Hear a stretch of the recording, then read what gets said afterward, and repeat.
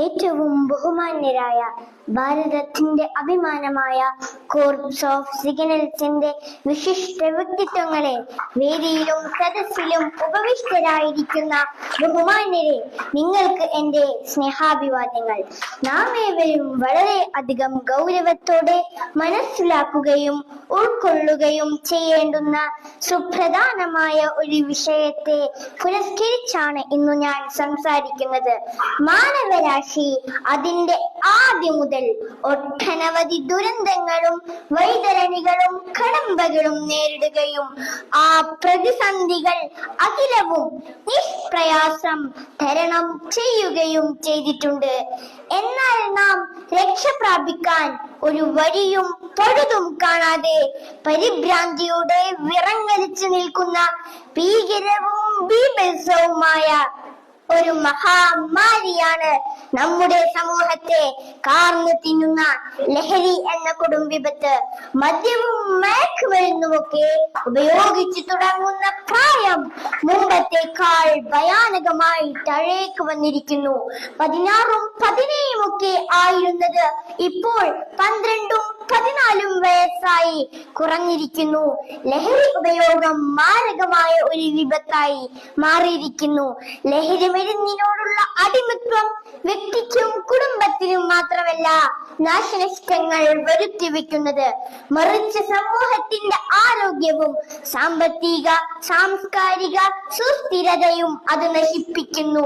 തുടക്കത്തിൽ രസത്തിനും കൗതുകത്തിനും ഉപയോഗിക്കുന്ന ലഹരി മരുന്നുകൾ കവർന്നെടുക്കുന്നതും തകർത്തെറിയുന്നതും ജീവിതത്തിന്റെ സർവ വർണ്ണങ്ങളെയും അഭിലാഷങ്ങളെയുമാണ്.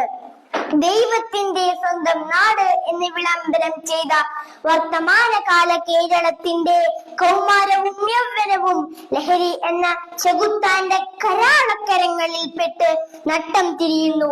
ജന്മം നൽകിയ മാതാവിനെ ജനിപ്പിച്ചതിന്റെ കടം വീട്ടാൻ ഞാൻ കഴുത്തറുത്ത് കൊന്നിരിക്കുന്നു എന്ന് പൊതുസമൂഹത്തോട് പൈശാചികമായ ചേഷ്ടയിൽ വിളിച്ചു പറയുന്ന യൗവനവും പ്രിയപ്പെട്ട മാതാവിനെ ചുറ്റികൾക്ക് തലയോട്ടി അടിച്ചു പൊട്ടിച്ച് കൊലപ്പെടുത്ത ശ്രമിക്കുന്നതും, ഒരേ ഉദരത്തിൽ ജനിച്ചു വളർന്ന പ്രിയപ്പെട്ടവനായ തന്റെ കുഞ്ഞനുജന്റെ കപാലം ചുറ്റികക്ക് അടിച്ചു പൊട്ടിച്ച് നിഷ്കരുണം കൊന്നുകളയുന്നതും, വാർദ്ധക്യത്തിലെത്തിയ മുത്തശ്ശനെയും മുത്തശ്ശിയെയും തല്ലിക്കൊല്ലുന്നതും, ഒരേ ഉദരത്തിൽ ജനിച്ചു വളർന്ന് കൂടെ ജീവിച്ച തന്റെ സഹോദരിയുടെ പുണ്യമേനിയിൽ രതിക്രീഡയാൽ നൃത്തമാടുന്നതിലേക്കും കേരളത്തിന്റെ കൗമാരത്തെയും യൗവനത്തെയും സാംസ്കാരികമായി തകർത്തെറിഞ്ഞത് ലഹരി എന്ന കൊടും പാഷാണമല്ലാതെ മറ്റാരാണ്? പറക്കമുറ്റിയിട്ടില്ലാത്ത, ജീവിതത്തിലേക്ക് കാലെടുത്ത് വെച്ചിട്ട് പോലുമില്ലാത്ത 10ാം ക്ലാസ്സിലെ പാവം ഷഹബാസിന്റെ കണ്ണ് കുത്തി പൊട്ടിച്ചിട്ടും കലിയടങ്ങാതെ തല്ലിക്കൊല്ലാൻ സോഷ്യൽ മീഡിയ വഴി ഭീകരമായി ആഹ്വാനം നടത്തിയവർ അവസാനം കൊന്നു കൊലവിളിച്ച് സംഹാരത്താണ്ഡവ നൃത്തമാടുന്ന വർത്തമാനകാല കേരളത്തിന്റെ ലക്കും ലഗാനവും ഇല്ലാത്ത രാസലഹരിയാൽ ഭ്രാന്ത് പിടിച്ച കേരളത്തിന്റെ കൊടൂര കൗമാരമേ, എവിടേക്കാണ് നിങ്ങൾ പോകുന്നത്? അപ്പോൾ നിങ്ങൾ എവിടേക്കാണ് പോകുന്നത്? സിന്തറ്റിക് രാസലഹരിയുടെ ഉന്മാദത്തിന്റെ തമോഗർത്തത്തിൽ തകർന്നടിയും മുൻപ് തിരിച്ചു വിളിക്കേണ്ടിയിരിക്കുന്നു ഈ സമൂഹത്തെ. തിരിച്ചു നടത്തേണ്ട കാലം ഭീകരമായി അതിക്രമിച്ചു പോയിരിക്കുന്നു. അക്രമത്തിനും അരാജകത്വത്തിനും ലഹരിയുടെ ഉന്മാദത്തിനും പ്രോത്സാഹനം നൽകുന്ന, അതിനെ ഗ്ലോറിഫൈ ചെയ്യുന്ന സിനിമകൾ, സീരിയലുകൾ, കഥകൾ, നോവലുകൾ, സാഹിത്യങ്ങൾ ഒന്നും തന്നെ നാം പ്രോത്സാഹിപ്പിക്കരുത്.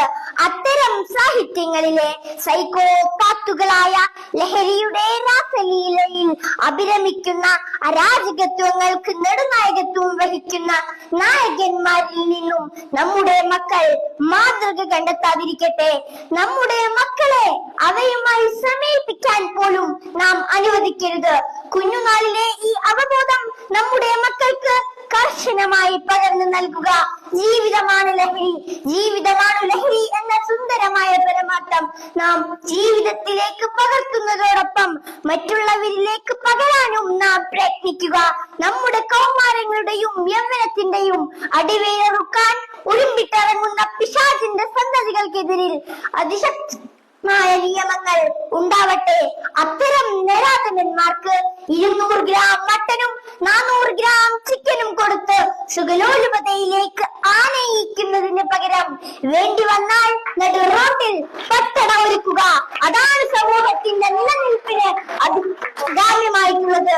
ലഹരി വിമുക്ത നവകേരളം പുനഃസൃഷ്ടിക്കാൻ നാം ഓരോരുത്തരും ഒത്തൊരുമയോടെ പ്രവർത്തിക്കുക, പ്രാർത്ഥിക്കുക, പരിശ്രമിക്കുക. സുന്ദരമായ ഒരു നല്ല കാലത്തെ ആശംസിച്ചുകൊണ്ട് ഞാൻ എന്റെ വാക്കുകൾ ഉപസ്മരിക്കട്ടെ. ജയ് ഹിന്ദ്. തീവ്ര ചോക്ക്, തീവ്ര ചോക്ക്, തീവ്ര ചോക്ക്.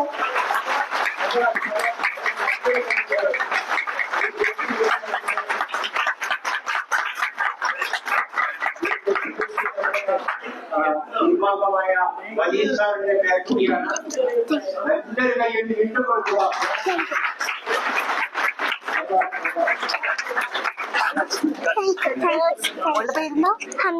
ഏത് സ്കൂളിൽ പഠിക്കണേ? ഇസ്ലാമിക് ഇവിടെ ഇവിടെ